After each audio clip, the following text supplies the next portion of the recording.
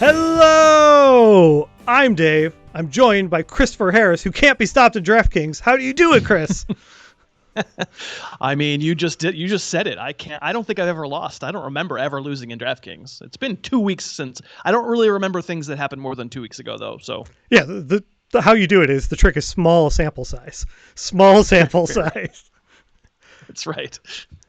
So we'll talk about DraftKings some more, but first we got to talk about the important thing of Zeke Elliott.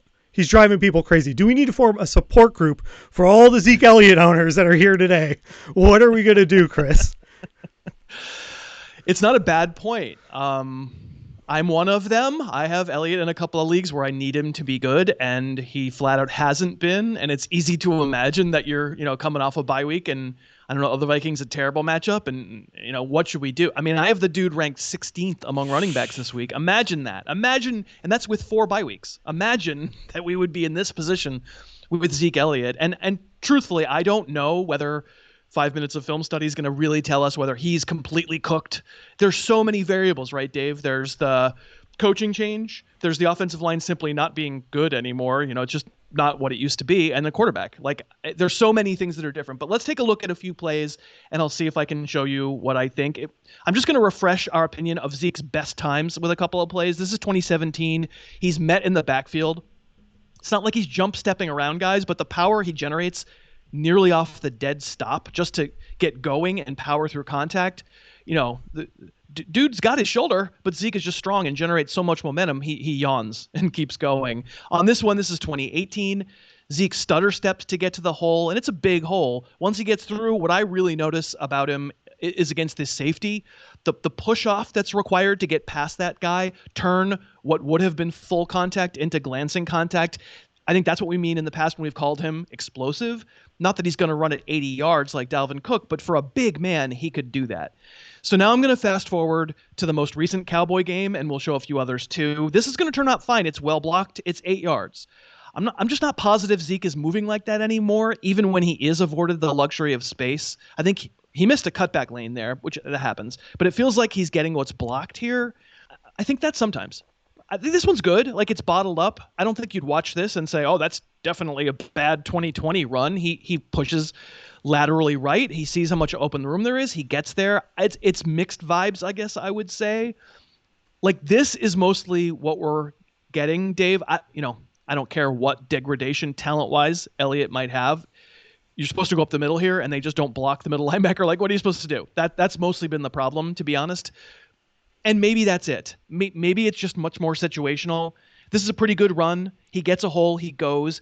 Maybe it's not quite the same when he reaches the second level, but he's a big guy, and he's still moving pretty well. But then again, I'll wrap it up with one more play. I see something like this one, and it's a good tackle, but doesn't this echo the Cardinals play we showed from a few years ago? I'm not telling you running back's supposed to break every single tackle, but didn't we see him do that kind of against the Cardinals 3 years ago? Break a tackle in the backfield and go. I mean, like I said, I don't know that I can be conclusive. I don't think there's a conclusive answer. There are just so many variables that it makes it tough to say, I'm positive he's 3 steps slower than he used to be. But I would say on looking back on the plays to find this film, maybe I would quantify it and say maybe he's 10% less of a running back that he was in his total heyday. But 10% less of what Zeke Elliott used to be should be plenty good enough. And I think it would be if the other stuff wasn't messed up. The fact is right now, the stuff is messed up, right? So the stuff is him being 16th among running backs, and we need to see more from him to feel comfortable about him as an RB1. I don't necessarily, if the title of this video, Dave, is Zeke Elliott bad? I don't think what we just saw makes him bad, but I think maybe it doesn't make him transcendent. So he's in between Zeke and Hammenegger, which is a pretty big void. Yeah, it's fair. Yeah, but we're still playing him, so hopefully just seeing some of the flashbacks gives people hope. We gotta help me, Zeke Elliott. You're my only hope. You're a geek. Yeah, I am. This is factually correct. I am. This geek's going to get in some numbers, too. Before we talk about DraftKings, I want to say congrats to Mesta Brooks, who won our challenge last week. In week 10. Yep. But second place was Apops21, who's leading for this chunk. And by this chunk, I mean, if this is your first time watching the show, we have a private contest, and whoever wins this 4-week block gets to do a private Skype session with Chris. And if we don't stop him from cashing, Chris might be doing that with himself. That is onanism. We would call that onanism in virtual form. That's an SAT word for anybody who wants to look it up. Yeah, we're halfway through the week from weeks 9 to 12. The cumulative winner of those 4 weeks will reward with an amazing prize of winning a Skype session with me. And so if you haven't joined yet, you're probably not going to win this chunk, but join anyway. We're putting the link up right now. We have a private group that's only for my viewers and listeners. And you have to, of course, be a DraftKings person if you go to the DraftKings app or DraftKings.com. And what's the promo code we're using? Harris Tube. And I've got the link down below. Pinned comment. You will find it. There you go. Harris Tube.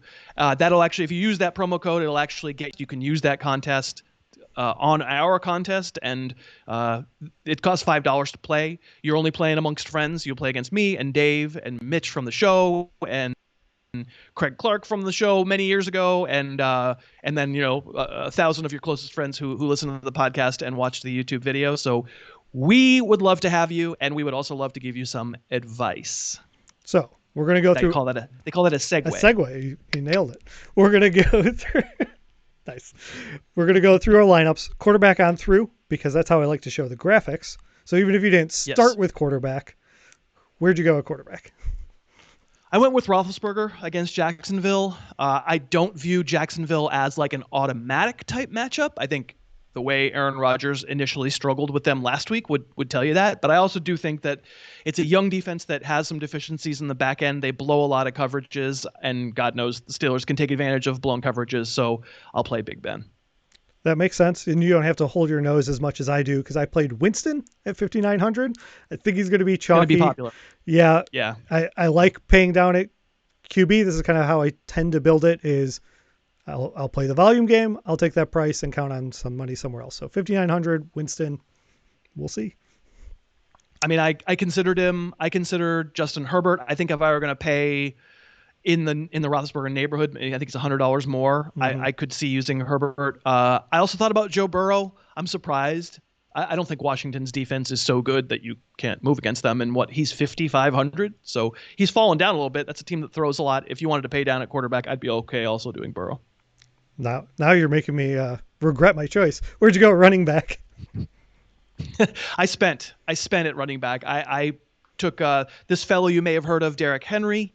That Baltimore-Tennessee game is just fascinating because, you think of it as Baltimore wants revenge game from the playoffs, but I just saw the Patriots go through that makeshift defensive line like a knife through butter. No Calais Campbell. I don't think Brandon Williams is going to play.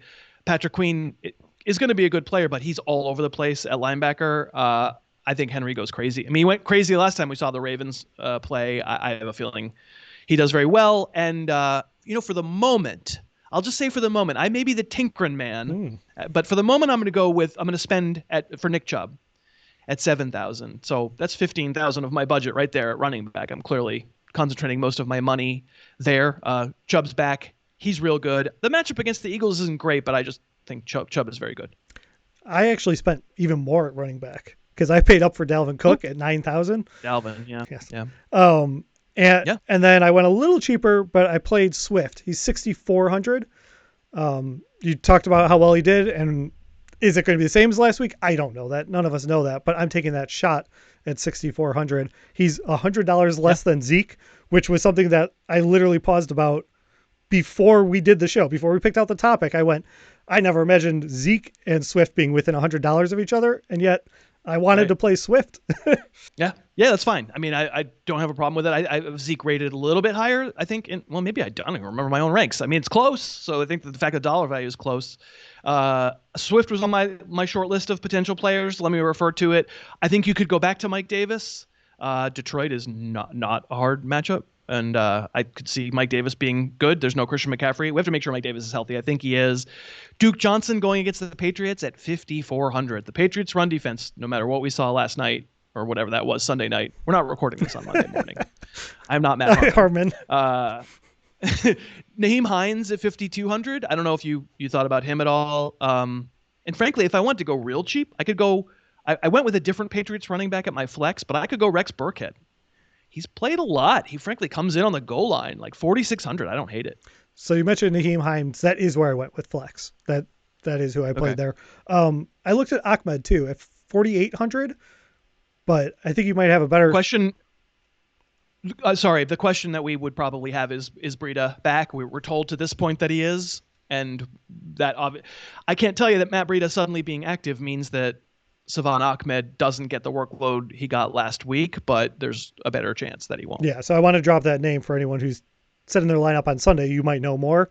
Let's keep that name in mind. Right. Where'd you go at wide receiver? Yep. So I didn't pay as much at wide receiver. I wanted to stack Roethlisberger with one of his wideouts, and I picked Diontae Johnson, so obviously his kneecap will hurt. Something will hurt, because every time I think I've picked him, he hasn't finished a game so far this season. But man, that kid is good. We just showed him. You got to see that. Piper edited it, but you got to see it. Like, he's just really, really good. Claypool's really good too. I picked Claypool last week, and that worked out great. He scored 2 touchdowns. But this week I'm taking the chance on Diontae Johnson. I got Terry McLaurin.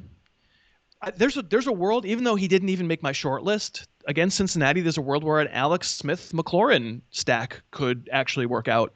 I feel terrible that I don't have JD McKissick. I should have mentioned him too. He has a chance in a PPR to be great. He's been the special sauce in my last 2 wins. Why don't I have McKissick? Maybe I need to rethink that. And then Brandin Cooks. I mean, how many times have I've put him on my team or on the also ran list? Maybe every week this season that he's been active, just 5,200. I don't understand the $1,000 difference between him and Will Fuller. Yeah.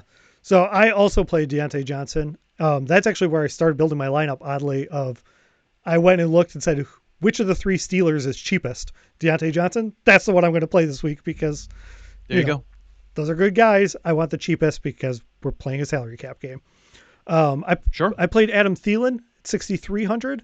And then I had he was on my list too. What's up with that 6,300? That seems weird. He's coming off a 2 touchdown game. I mean, the volume wasn't there, right? That's why. Yeah, the volume wasn't there, but I was tinkering between him and Terry McLaurin, and I just thought for $600, I'm going to go with Thielen this time. And then I paid down. I went with Jacoby Myers at 4,900. So I didn't even stack my quarterback because of who my quarterback is, but he's been consistent. Like, I'm chasing volume a little here, but Jacoby Myers at 4,900, like, he's been involved. I'll take it at that price. 100% on my honorable mention list. If I was going to spend up, even though it's against the Colts, Devontae Adams has been the other special recipe in my success here lately in DraftKings. And so if I wanted to spend up, I don't care who they're playing. I would continue to use. He has an ankle problem. It's not a great matchup. It just didn't work out financially, but Devontae Adams is on my list for sure. I mentioned Claypool.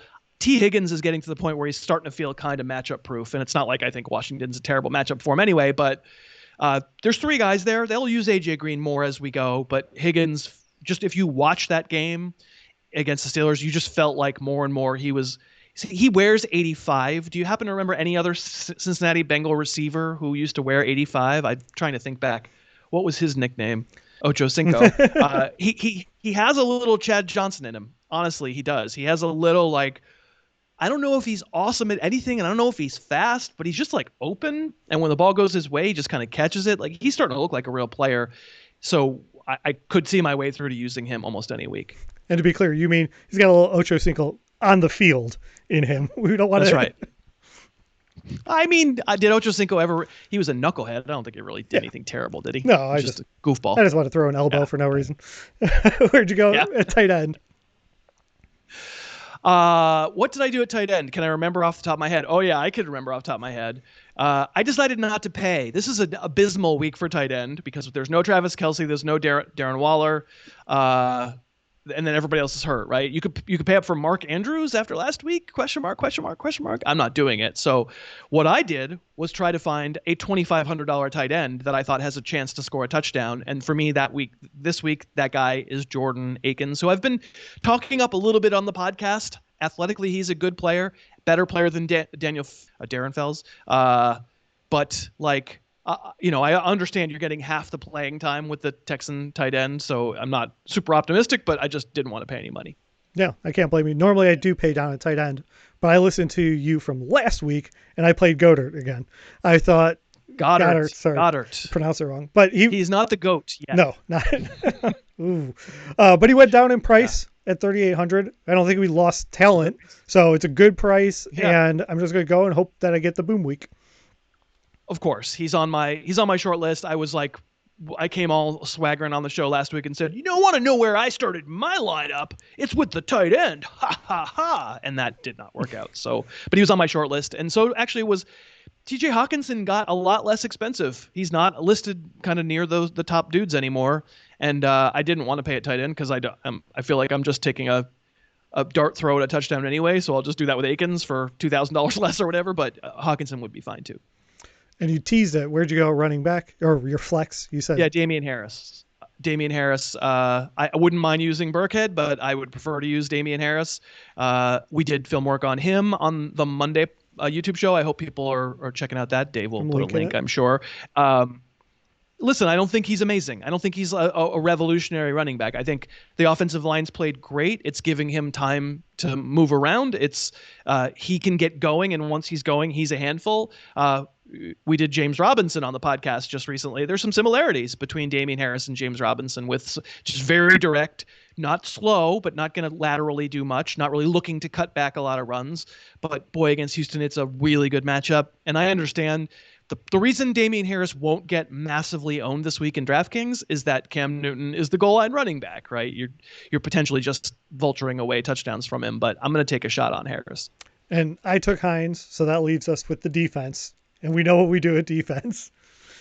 Don't even ask. It's the Jets. Jets. Jets. Because they are the cheapest. Don't even. They are the cheapest. And also, by the way, great, and probably going to get me 3 fantasy points if I'm lucky. 323. They could do anything. They're who we locked in there. So this is defense. Yeah. This is the story of defense, indeed. So thank you guys for watching. Please come play with us at DraftKings. The link's down below. They don't take a rake, and it's a lot of fun. Thanks so much for watching. Please, please, please smash that like button, write a comment, tell us who else you'd like to see us review film on, and of course, best of all, please subscribe to our channel and then click that little bell above the subscribe button and you'll be notified whenever we post a new video.